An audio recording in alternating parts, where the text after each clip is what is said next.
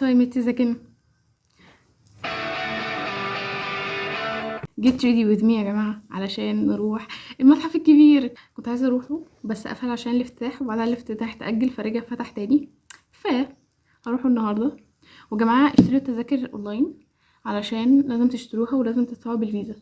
انا مكنتش اعرف الموضوع ده المرة اللي فاتت لما اروح كترت سون سكرين. لو انتوا رايحين متحف، رايحين تتمشوا في شوارع القاهرة الجميلة، اهم حاجة تعملوها ان انتوا تحطوا سون سكرين ويبقى معاكم كاب، عشان هتتسلخوا في الشمس لو ما عملتوش كده. الشمس بجد بتبقى عنيفه. عايزه اوريكم دي جبتها قبل العيد. حاسه ان انا اخيرا ما كنتش عارفه البسها فين، بس اخيرا هلبسها في المتحف. ولقيت لقيت السلسله تاني كنت مضيعاها، يعني كنت ضيعتها، فبهزر مع ماما بقولها هو كده دايما مكتوب على اصلنا ان هي تتسرق. دراما كوين كور. ودي بصوا لقيتها محطوط عليها برضو عين حورس.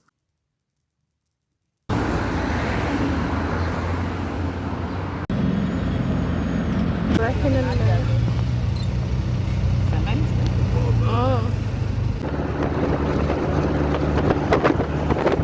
طبعا وصلنا المتحف. هنركب دلوقتي الاهرامات هنا، وهذا هو المتحف الانترنس. excited.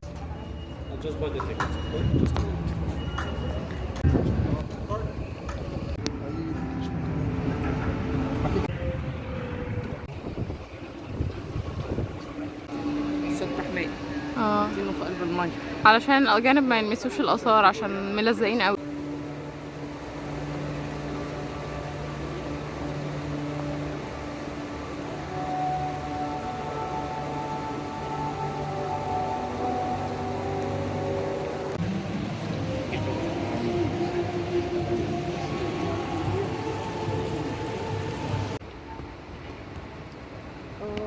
دي اسماء الملوك، ويعني كانوا ايه.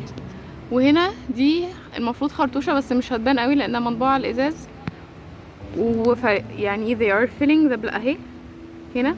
ودي بقى جنبها، وكل بقى ملوك الاسرة كلها من اول الحضارة المصرية القديمة لحد نهايتها. هنا خريطة بقى الاسرات وحكام مصر.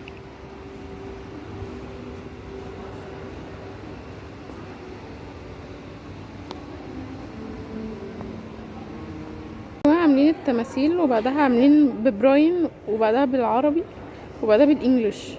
انا اول مره اشوف بصراحه في اي متحف ان هو يبقى فيه براين.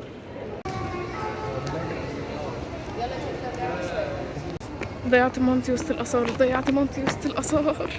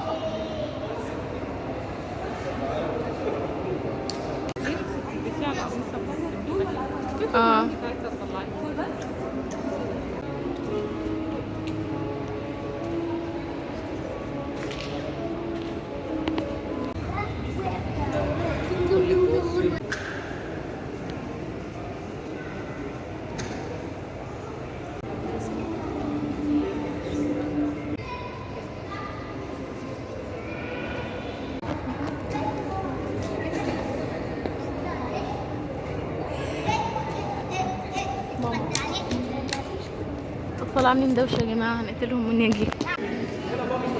داخلين بقى المتحف. احنا كل ده كنا في الباب.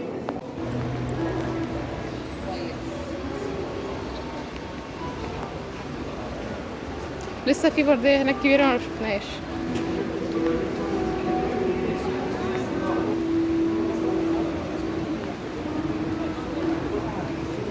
سببهم ما مش قادره افهمه. كل ما بقرا اي حاجه عن حياه المصري القديم بجد بعيط، وبيجي في بالي سؤال، يعني انتوا متخيلين ازاي حد في الدنيا ممكن يبني حضاره عظيمه لدرجه ان احنا احفاد احفاد احفاد احفاد لمده 400 الف سنه لسه مش احنا فخورين ان احنا ننتمي اليها، والعالم كله بيحكي وبيتحكى عنها. ازاي انا اقدر اسيب حاجه زي كده وما تبقاش بس اللي هو فلوس او سلطه، او لا، حاجه اعمق من كده، حضاره وفن. ما اعتقدش ان السؤال ده اصلا ليه اجابه، ويمكن هي دي الاجابه، ان هو ملوش اجابه. فكره ان الحاجه الوحيده اللي انت تقدر تعملها ان كل واحد يشتغل على نفسه. في الاخر هيبقى عندنا عقول مفكره، فهنقدر سوا نبني حضاره. مفيش حد يقدر يعمل كده لوحده. ودي اكتر حاجه بحبها في زياره المتاحف، ويمكن احنا محتاجين نزور متاحف اكتر علشان نفتكر كده.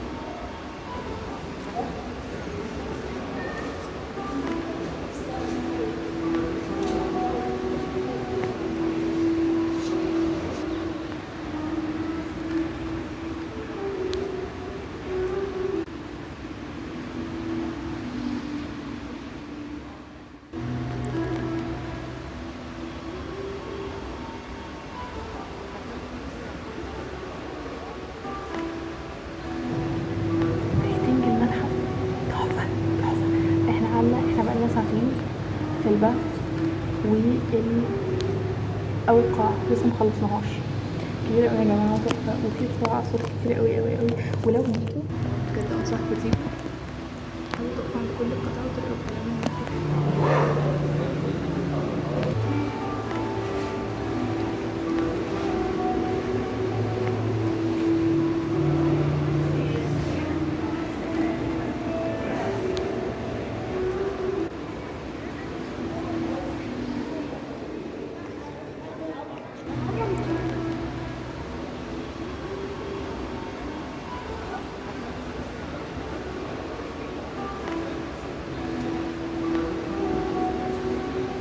باين شكل الخشب عامل ازاي، كأنه لسه معمول امبارح مثلا.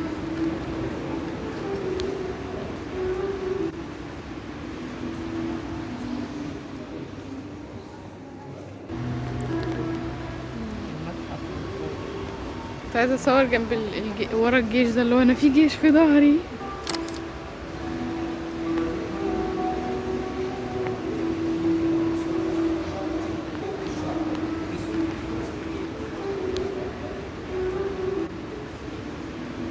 هنا كانت تماثيل عابدين الحوش ده، كانت عامل نفس حاجه تصور جنبهم وانا عامله كده.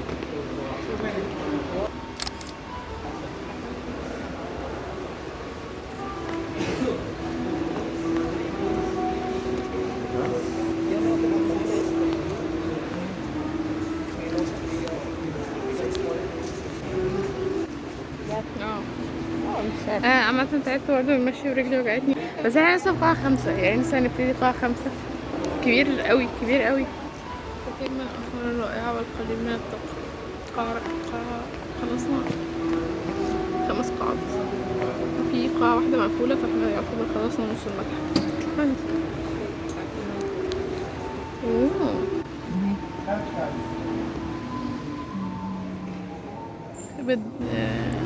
كبد الرئتين المعدة. دي بيوت الروح، ده يعني لو ناس معهاش فلوس تعمل اللي هي اللي احنا شفناها.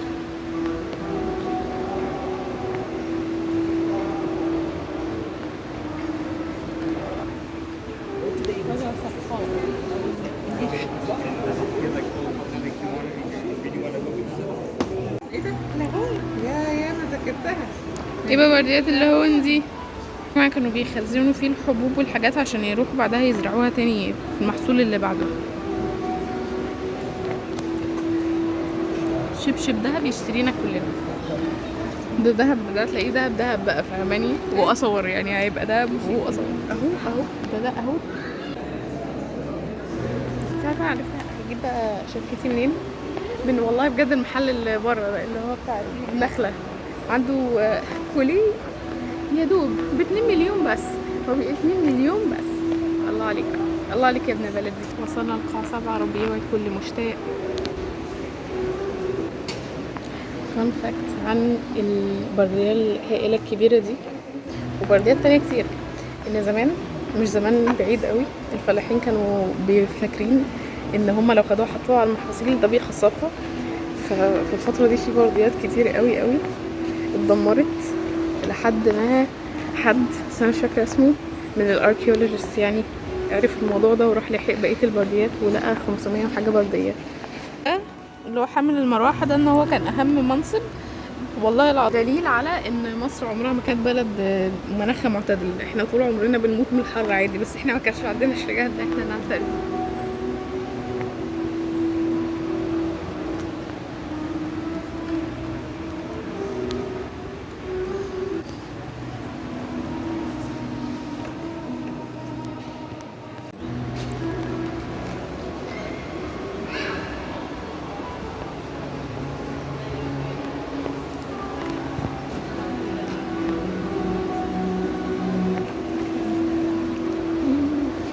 قمة اللمسات وقمة السعادة. فخار جدي، فخار جدي، فخار جدي، كلهم فخاخير جدي. كل تماثيل كل واحد وزوجته. كود بيقص، كود بيقص. دي حمام، دي فرخة، دي أكيد حمام، فرخة، فرخة بس. اعتقد ان هذه النماذج بطة تتحول بطريقه سحريه لتزود المتوفي باللحوم للابد. يا اخي مش غريب قوي ان هما كانوا موحدين بس كان عندهم كل الحاجات الغريبه دي. انا دي حاجه بستغربها، دي وجعتني قوي. بصوا الجزمه الروشه بتاعتي، بصوا الجزمه دي دي يعني انا وقعت على سلام زي دي من كتر ما هي كبيره وقع عليها بوش.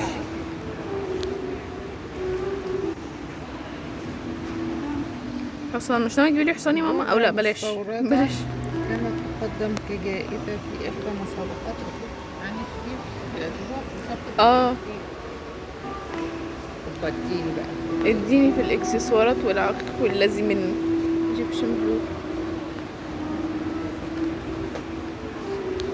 بصي يا ماما تحفه ازاي، شايفه الالوان ايه ده؟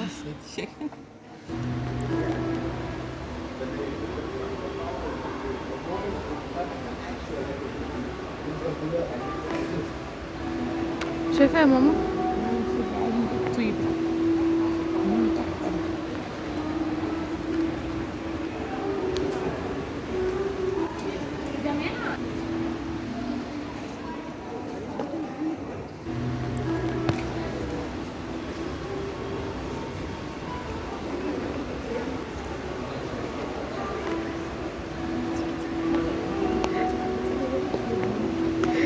عملت له كده اهو، طبطبت عليه.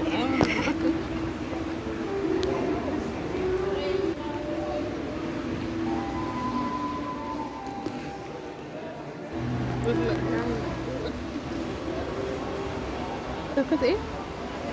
أبو ياسين التي قتل فيها المعبود أوزيس، وتتضمن نصوص تابوتية. تابوته الحجري عبارة أخت نفتيس هي التي رفعت رأسك لأعلى وجمعت عظم تابوت ضخم ضخم ضخم يعني انا لما بقرب منه انا قد ودانه مثلا.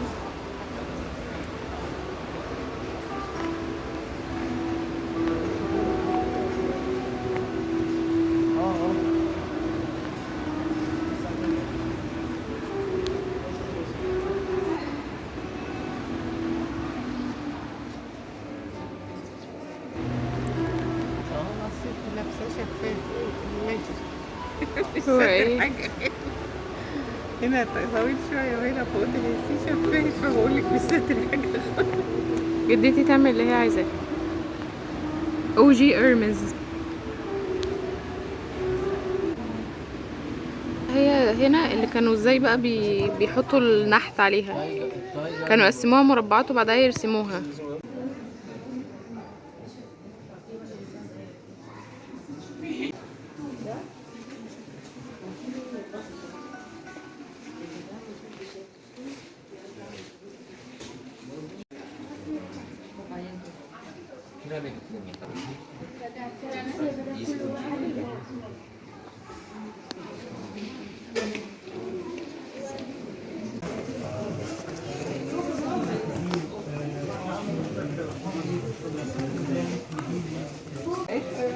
I'm sure they did that last year.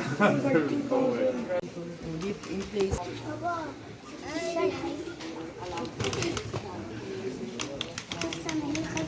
بحب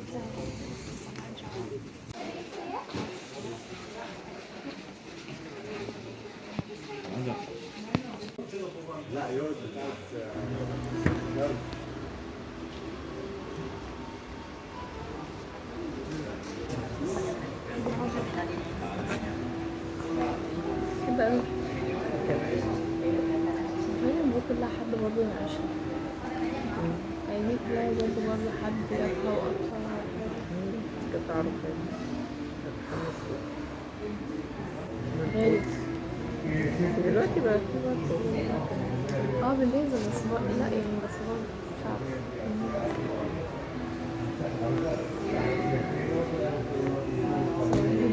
تحفة معمارية رهيبة. جدي أنا جدي أنا جدي أنا جدي أنا.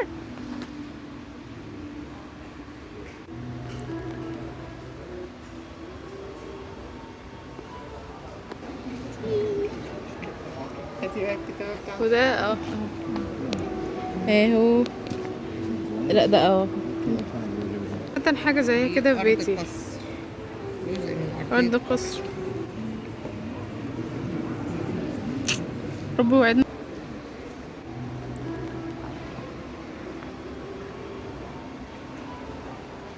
السياحية بتقول على التمثالين اللي هناك دول ان الملك اللي في التمثال هو اللي جاب الفراخ لأول مصر في أول مرة لما راح كان في إيجا وشافها. فعايزين بس عليه سواح دلوقتي، عايزين نروح مين جاب الفراخ مصر.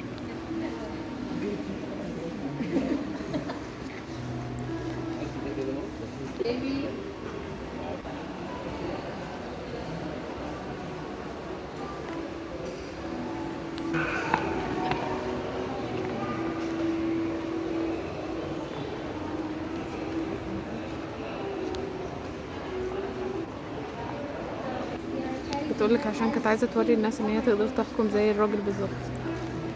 أحيا بعد وفاة الملك إخناتون بفترة وجيزة تم طمس هوية الأسرة الملكية من خلال وخدها وكسرها وبنى بيها حاجات تانية اهي.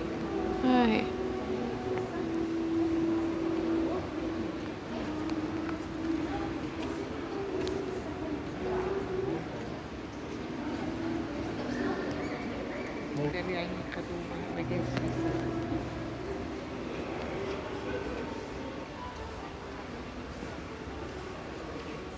وشبتي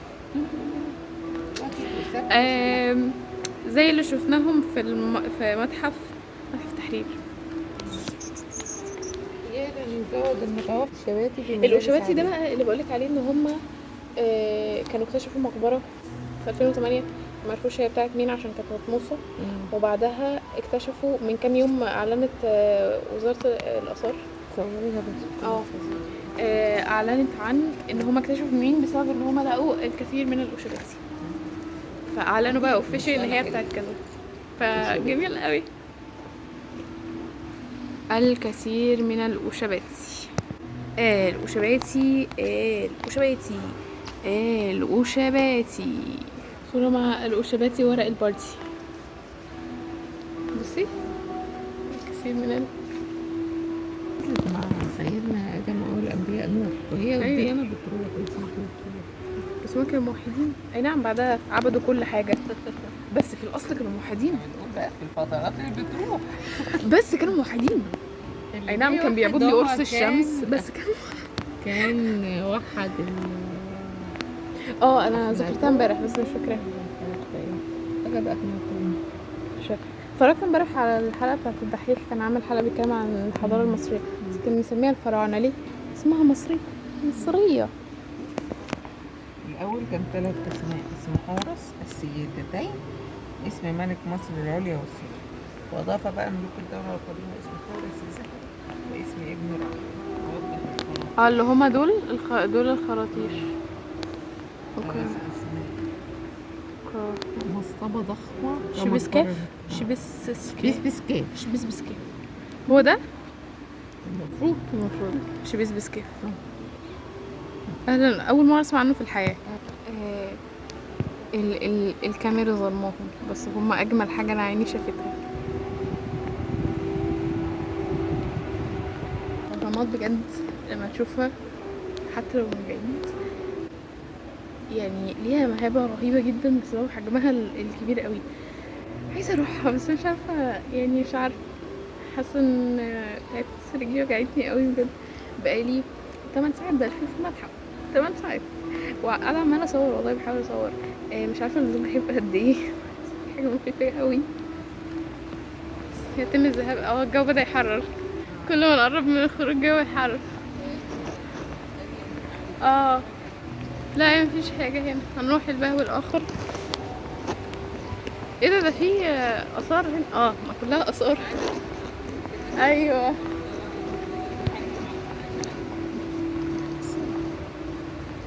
ده ايه بقى؟